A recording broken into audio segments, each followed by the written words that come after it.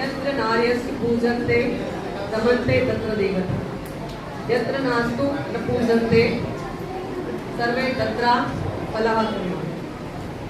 याचा अर्थ असा आहे, ज्या ठिकाणी स्त्रियांचा सन्मान केला जातो त्या ठिकाणी खरोखर देवता सुद्धा वास आनंदाने करतात, परंतु ज्या ठिकाणी स्त्रियांचा आदर केला जात नाही किंवा अनादर केला जातो तिथे कोणतेही काम जे आहे ते यशस्वी होत नाही। तर माझ्या भरपूर स्त्रियांबद्दल खूप सारं सांगितलेलं आहे, तर मी जास्त तर काही सांगणार नाही। महिला दिनाच्या सर्व बंधू भगिनींना शुभेच्छा।